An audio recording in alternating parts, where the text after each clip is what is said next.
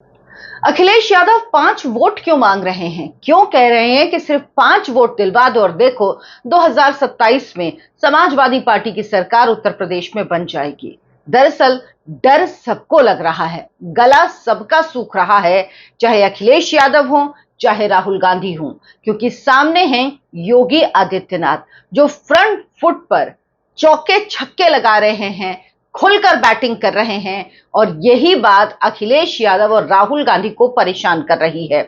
Akhilesh Yadav 5 vote मांग रहे हैं, दूसरी तरफ कांग्रेस पार्टी को राहुल गांधी को पुचकार पुचकार कर धमका भी रहे हैं। एक तरफ कह रहे हैं गठबंधन बना रहेगा, दूसरी तरफ कह रहे हैं कि देखो मेरी बात नहीं मानी तो बाहर का रास्ता दिखा दूंगा। दरअसल अखिलेश यादव 2024 के चुनाव के जो नतीजे आए थे उसका सच जान चुके हैं और उनके मन में अब खौफ है, क्योंकि उनको दिख रहा है कि उनका मुकाबला जिसके साथ है उसके सामने खड़ा हो पाना अखिलेश यादव, कांग्रेस पार्टी पूरे इंडी गठबंधन के लिए अगर पूरा इंडी गठबंधन मिलकर भी उत्तर प्रदेश में चुनाव लड़ता है तो कितना मुश्किल होगा, ये सब कुछ विस्तार से आपको इस वीडियो में बताऊंगी। नमस्कार, बहुत बहुत स्वागत है आपका। आप देखना शुरू कर चुके हैं आयन भारत, आपके साथ मैं हूं डॉक्टर अर्चना सिंह। राहुल गांधी को अखिलेश यादव बार बार संदेश दे रहे हैं, कड़ा संदेश दे रहे हैं। राहुल गांधी रायबरेली में थे, उन्होंने 2027 के चुनाव के लिए कांग्रेस पार्टी का बिगुल फूंक दिया, लेकिन अखिलेश यादव ने अल्टीमेटम दे दिया। अखिलेश यादव ने जो कहा है अगर आप सुनेंगे तो उसके बाद आपको लगेगा क्या वाकई अखिलेश यादव गठबंधन की बात कर रहे हैं या धमका रहे हैं। कह रहे हैं कि मेरी बात मानो नहीं तो गठबंधन से बाहर कर दूंगा। अखिलेश यादव ने क्या कहा अपने कार्यकर्ताओं से, सबसे पहले ये आपको बताती हूं। अखिलेश यादव ने कहा है कि 403 सीटों पर सभी जो समाजवादी पार्टी के कार्यकर्ता हैं वो मुस्तैद रहें, तैयारी करें। हर एक सीट के लिए, हर एक सीट पर समाजवादी पार्टी को पूरे दमखम के साथ चुनाव लड़ना है। साथ ही साथ अपने वर्कर्स को कहा है कि हर बूथ पर 5 वोट बढ़वा दो।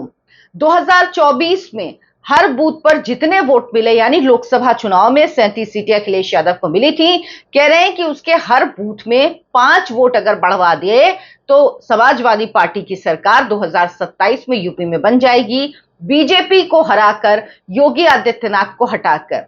हालांकि ये मुंगेरी लाल के ही सपने हैं, लेकिन अब सपने देखने का अधिकार तो सभी को है और अखिलेश यादव भी देख रहे हैं। योगी आदित्यनाथ को हटाना, योगी आदित्यनाथ को हराना अखिलेश यादव के बस की बात कम से कम 2027 में तो नहीं है। क्या कहेंगे वो लोगों से, क्यों हटाना है योगी आदित्यनाथ को? लॉ एंड ऑर्डर का मामला हो, उत्तर प्रदेश में जिस तरह से उद्योगों का विकास हुआ है, एक जिला एक उद्योग की योजना जिस तरह से योगी आदित्यनाथ ने लागू की है, विकास जो हो रहा है, जिस तरह से सुरक्षा हो रही है, चाहे लड़कियों की हो महिलाओं की हो, उसके बाद कौन सा ऐसा मुद्दा है जिसको लेकर वो योगी आदित्यनाथ को क्रिटिसाइज कर सकते हैं? योगी आदित्यनाथ सड़क पर उतरकर, लोगों के बीच जाकर लोगों से बात करते और अखिलेश यादव रोज अपने कार्यालय में, एसी कार्यालय में बढ़िया प्रेस कॉन्फ्रेंस करते हैं। उनके 100, 150, 200 कार्यकर्ता जो भी उनके सामने होते होंगे और वो या सोशल मीडिया के जरिए, एक्स के जरिए, या तो फिर अपने पार्टी कार्यालय में बैठकर चुनावी तैयारी कर रहे हैं, चुनावी लड़ाई लड़ रहे हैं, जो इस तरह से नहीं लड़ी जाती। वो तो विपक्ष में है, उन्हें तो सड़क पे होना चाहिए था, उन्हें तो रोज लोगों के बीच जाना चाहिए। लेकिन जब नेता ही नहीं जाता तो आप सोचिए कार्यकर्ता क्या जाएगा। वो कितना भी कहे, लेकिन जब नेता सड़क पर नहीं उतरता तो कार्यकर्ता भी नहीं उतरता है। उधर योगी आदित्यनाथ किस तरह से फ्रंट फुट पर खेल रहे हैं, वो कह रहे हैं माफिया मिट्टी में मिल गए, गुंडे पलायन कर गए, गुंडा टैक्स उत्तर प्रदेश में अब नहीं लिया जाता। कानून व्यवस्था को मजबूत करने के लिए सरकार ने जीरो टॉलरेंस की नीति अपनाई है। अगर कोई बेटियों को छेड़ने का दुस्साहस करेगा तो अगले चौराहे पर यमराज उसका टिकट काटने के लिए तैयार है। बेटियों को छेड़ने वालों को माफी नहीं मिलेगी और ऐसे अपराधियों के लिए यमराज तैयार बैठे हैं। पहले राम के नाम से परहेज किया जाता था, आज अयोध्या में भगवान राम का भव्य मंदिर बन चुका है। ये कांग्रेस पार्टी और अखिलेश यादव समाजवादी पार्टी दोनों के लिए कह रहे हैं। जो भी कानून हाथ में लेने की कोशिश करेगा उसे उसका अंजाम भुगतना होगा। यानी योगी आदित्यनाथ साफ साफ चेतावनी दे रहे हैं। बाबा ने बता दिया है कि बुलडोजर थमा नहीं है, रुका नहीं है। जिसने भी यूपी में कानून व्यवस्था बिगाड़ने की कोशिश की, उसको बर्दाश्त नहीं किया जाएगा। अब अखिलेश यादव कौन से वो मुद्दे हैं जिनमें जाकर वो ये कह सकते हैं कि योगी आदित्यनाथ की 10 साल की सरकार में मेरी जो 5 साल की सरकार थी उसने बेहतर काम किया था। 2012 से 2017 की मेरी सरकार ने ये काम किए थे, उत्तर प्रदेश में ये चीजें हैं जो हुई थी और योगी आदित्यनाथ की सरकार ने इन चीजों को खराब किया, बिगाड़ा, रोका, ऐसा कुछ किया कह ही नहीं सकते। अपराधी माफिया भाग गए हैं, बड़े बड़े माफियाओं की छुट्टी हो गई, मिट्टी में मिल गए हैं। ऐसे माफिया, ऐसे लोग जो गुंडे बदमाश वो खुद थानों में आकर सरेंडर करते हैं। सुरक्षा ऐसी है कि अब आप 10 बजे 11 बजे भी उत्तर प्रदेश की सड़कों में निकल जाएं तो आपको डर नहीं लगता। एक समय था कि 8 बजे आप उत्तर प्रदेश की सड़क में निकलते थे तो आपको डर लगता था। अब 403 सीटों पर मुस्तैदी की बात जब अखिलेश यादव ने कही तो यह बात बीजेपी के लिए या योगी आदित्यनाथ के लिए डरने की या घबराने की नहीं है। दरअसल ये संदेश उनका कांग्रेस पार्टी के लिए था, क्योंकि योगी आदित्यनाथ के पास कोई कारण नहीं कि वो इन सब चीजों को, हालांकि प्रतिद्वंदी पार्टी है, विपक्षी पार्टी है, मुख्य विपक्षी पार्टी है, और 2022 में 111 सीटें, 2017 में अखिलेश यादव की पार्टी की सीटें रह गई थी मात्र 47 और 2022 में हो गई वापस से 111। तो सीटें बढ़ी थी, बीजेपी की सीटें कम हुई थी, लेकिन दोनों के बीच वोटों का अंतर 10% का, तकरीबन 10% का वोट प्रतिशत में डिफरेंस था दोनों के बीच में। लेकिन उसके बावजूद भी जो जो जीत के कारण अखिलेश यादव के पास थे 2022 में, वो अब उनसे दूर हो चुके हैं। उनके साथ जयंत चौधरी थे, जयंत चौधरी आरएलडी उनके साथ थी, जो अब बीजेपी के साथ आ चुकी है। उनके साथ ओम प्रकाश राजभर थे, जिन्हें चुनाव के बाद अखिलेश ने दूध से मक्खी की तरह निकालकर फेंक दिया, सुभाषपा, वो अलग हो चुकी है। तो ये सारी पार्टियां अलग हो चुकी हैं अखिलेश यादव से। तो अखिलेश यादव जानते हैं कि इन पार्टियों के होने से उनको मजबूती मिली थी, उनको वोट मिले थे, लेकिन अब ये पार्टियां उनसे अलग हो चुकी हैं। लेकिन वो कांग्रेस को दो संदेश जरूर दे रहे हैं, क्योंकि अखिलेश यादव एक तो कहते हैं मुस्तैदी रखिए, दूसरी चीज वो कह रहे हैं कि सीट के लिए नहीं, जीत के लिए गठबंधन है और इंडी गठबंधन सलामत है, इंडी गठबंधन चुनाव लड़ेगा। लेकिन दूसरी तरफ कह रहे हैं सीट के लिए नहीं, जीत के लिए चुनाव लड़िए। अपने मतदाताओं से कह रहे हैं 403 सीटों पर मुस्तैद रहो।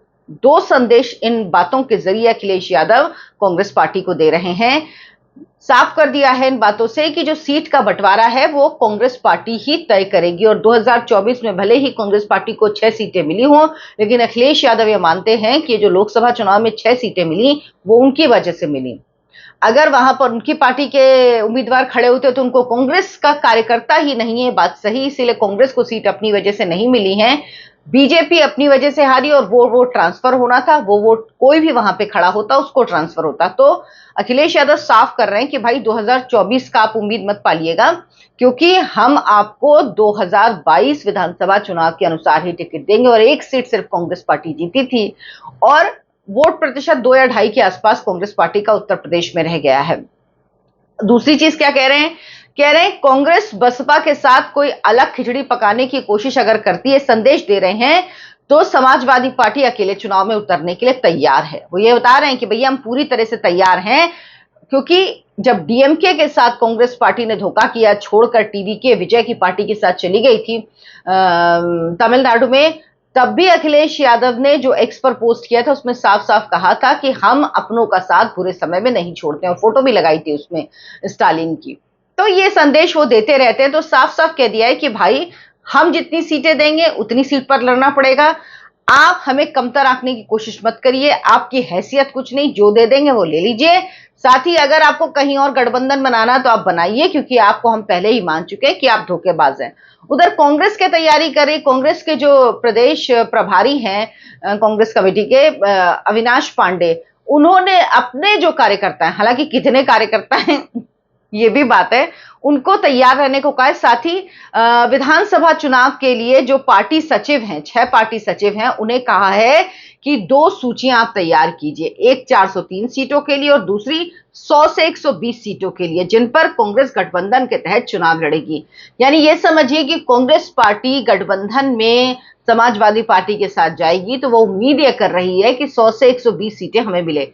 तभी ये संदेश दिया गया है कांग्रेस पार्टी की तरफ से कि अगर हम भी अकेले लड़ सकते हैं, आप भी तैयारी नहीं कर रहे हैं, हम भी अपनी तैयारी कर रहे हैं, और हम भी अकेले लड़ सकते हैं। बताइए, गीदड़ भक्की है, 2022 में अकेले लड़ी थी ना, प्रियंका गांधी पहुंची थी, लड़की हूं, लड़ सकती हूं, लड़ के कहां गई किसी को पता ही नहीं चला और वापस भी नहीं आई।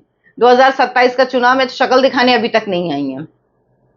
तो वो देख चुके हैं अकेले लड़के। अखिलेश यादव भी जानते हैं कि कांग्रेस पार्टी अकेले लड़ी थी, और वाकई कांग्रेस पार्टी अकेले लड़ी तो नुकसान नहीं पहुंचा पाई थी समाजवादी पार्टी को। समाजवादी पार्टी ने 111 सीटें हासिल की थी उस समय, कांग्रेस पार्टी को मात्र 1 सीट मिली थी।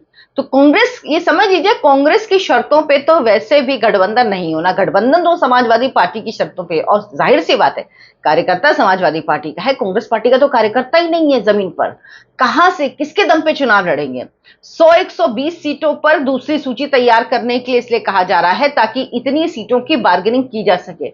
और यकीन मानिए, अखिलेश यादव 100-120 सीटें मुझे नहीं लगता कि समाजवादी पार्टी किसी भी हाल में कांग्रेस पार्टी को देगी, क्योंकि वो नतीजा देख चुकी है।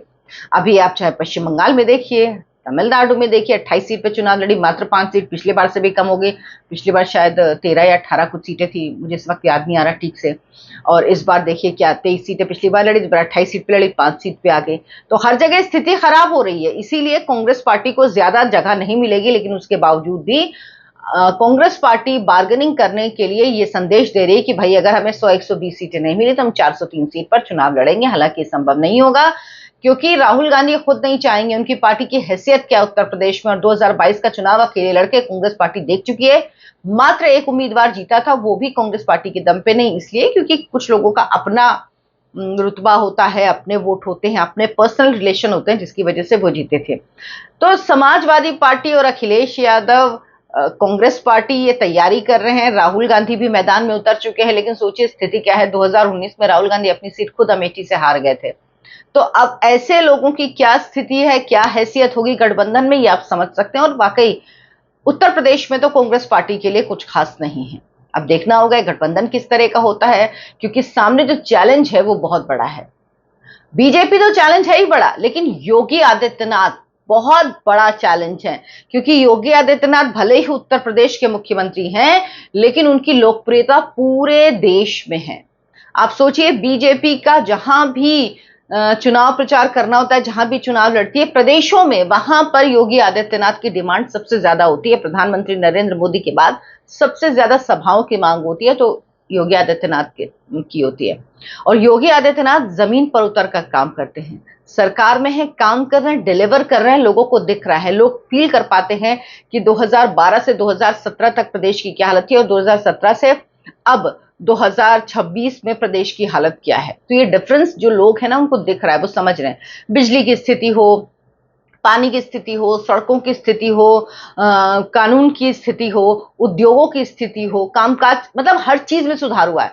तो लोग पूछेंगे भाई आपको हम वोट क्यों दें, आप ऐसा क्या करेंगे और क्या आपने करके दिखाया था जब 5 साल आपकी सरकार थी। इस सवाल का जवाब शायद अखिलेश यादव के पास नहीं है। आप क्या सोचते हैं इस पर, मुझे कमेंट करके जरूर बताएं। वीडियो को लाइक करें, शेयर करें, ज्यादा से ज्यादा लोगों तक पहुंचाएं। धन्यवाद, नमस्कार।